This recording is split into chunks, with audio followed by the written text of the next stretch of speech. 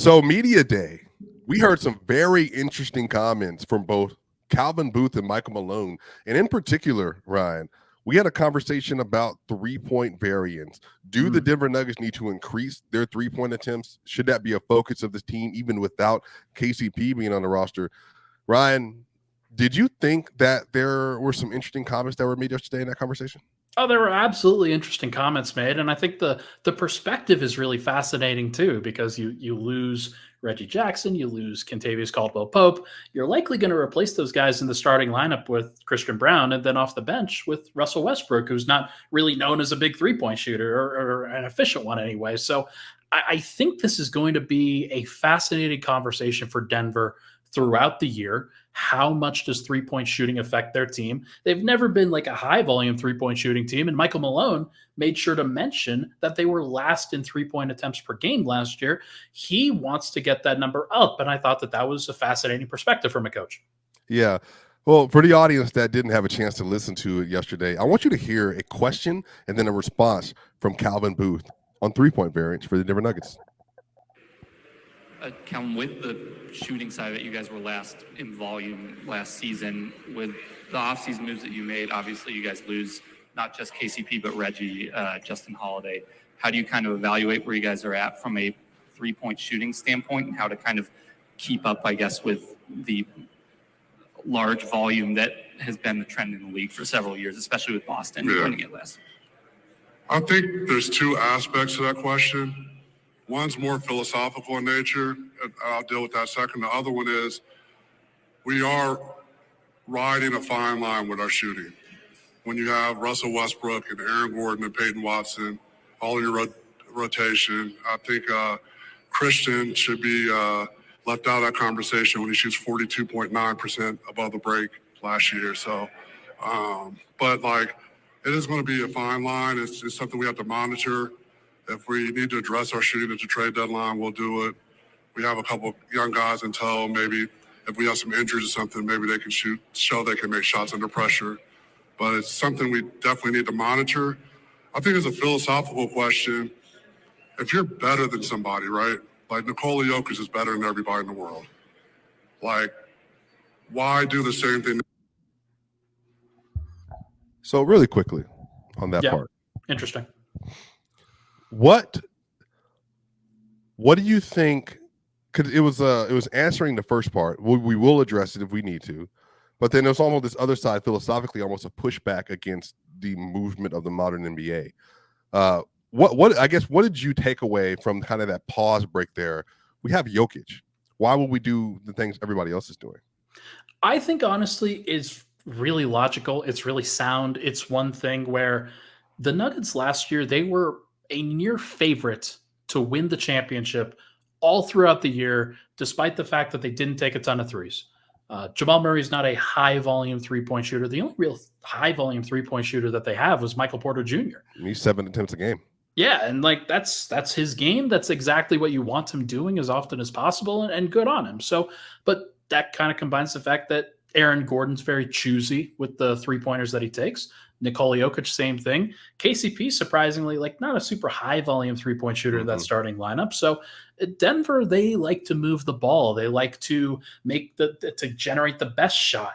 And despite the fact that Denver had the 10th highest three-point percentage in the league last year, they also had, I think, the 7th highest two-point percentage in the league last year, and that they're a pretty balanced team from that perspective. They don't necessarily rely on the three-pointer as often as other teams, and that could be a benefit, but it can also be a detriment, as we've seen in the playoffs at times. I want to let Calvin Booth finish his point here, because I think there's some more stuff to take away there.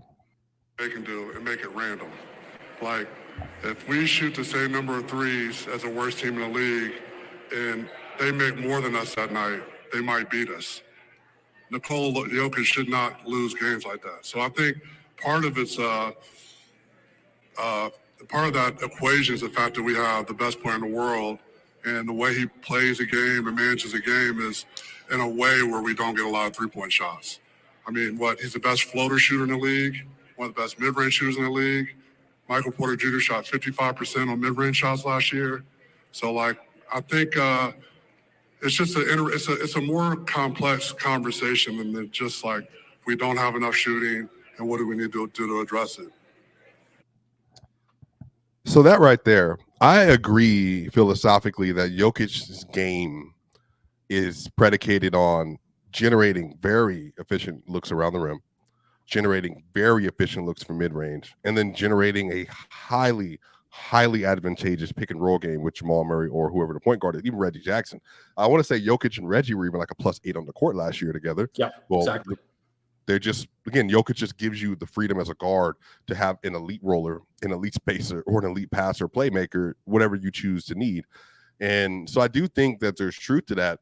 But I also will say, Brian, I still am of the mindset that Jokic, and I said this years ago, Jokic plus athleticism and shooting on his roster is dang near unstoppable. Because if he has athletic players, Peyton Watson, Christian Brown, Michael Porter, Aaron Gordon, just really super freak athletes that are long and tall, he's able to use that in ways where you can attack vertically, and then you can attack it in space, transition, even in half-court cutters, backside, all that stuff, slip screens. But I also do think that the Nuggets can utilize their shooting more. And I think in particular, the answer to the three-point variance for me is Jamal Murray and Michael Porter. There is no world. Jason Tatum averages 9 3-pointers a game. And he's a much worse shooter than Jamal Murray. It's a lot. If I'm Jamal and I'm Coach Malone, Jamal, you need to shoot at least, and I'm not saying at least as in I'm trying to exaggerate a problem. I'm saying he needs to shoot at least 8 3-pointers a game. 42% from 3 and 41% in the previous year, basically. Jamal should be shooting 8 threes a game, and that shouldn't even be a conversation for me. And I think Michael Porter 7 to 8, because I think that alone, those two players alone taking a higher volume amount of threes would change the Denver Nuggets offense. I think that, so Boston last year obviously was the poster child for taking a bunch of threes. Sometimes they don't go in as frequently as other times, but more often than not, because they took such a high volume, they were able to make up for some of those inefficiencies by just the sheer number of triples that they were able to put in there. So I understand the premise, but Joker is such a unique understandably so. He is a unique player that you want to make sure that he's always feeling like you're playing the right way, that you're generating the right shots, as opposed to just jacking up threes on a consistent basis and kind of taking the leverage out of his hands in some of those times. I think that there's a balance there. And Denver, they got caught by Minnesota last year, where they weren't able to take as many threes as comfortably as they wanted to. The mid-range shots became a lot tougher against a team with size and athleticism. And had they been able to space out to the three-point line a little bit more effectively and take them more consistently, they might have won that series. It's one of the reasons why Justin Holiday played over Peyton Watson in that series, because Michael Malone understood that then.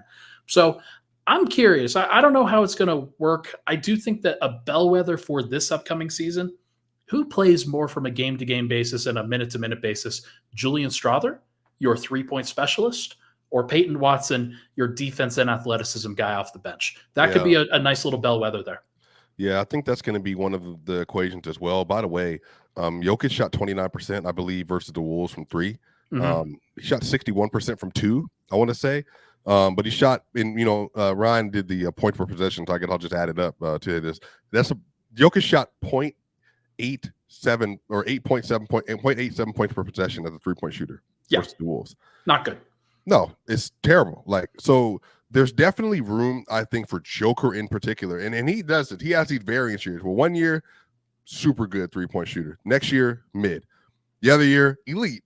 Last year, mid. Like the 1 to 23 year, he shot 39% from 3 and then 44 in the NBA playoffs. Yep. So hopefully that's what happens. We get like a real big boost overall as a shooter from him, because I think that's going to change the team. And if Joker's hitting his threes and then Jamal Murray increases his uptick, for me, I actually think that makes up for KCP's loss from the 3-point variance, and especially in the corner. I agree, and like I'm expecting Christian Brown to take a leap forward in that specific instance as well. I don't expect him to shoot 43% above the break again, but he'll be better in the corners. You talked about that today, so I'm very curious to see what it ultimately looks like. But man, it's going to be fun. It's going to be fun to see where this 3-point shooting conversation comes down to. It's kind of a fundamentalism of basketball for Jokic versus the modern NBA statistical take. Right. Well, y'all, that's going to do it. Mile High Sports. Do you think the Denver Nuggets need to increase their 3-point volume? That's Ryan. I'm Swipa. See you on the other side.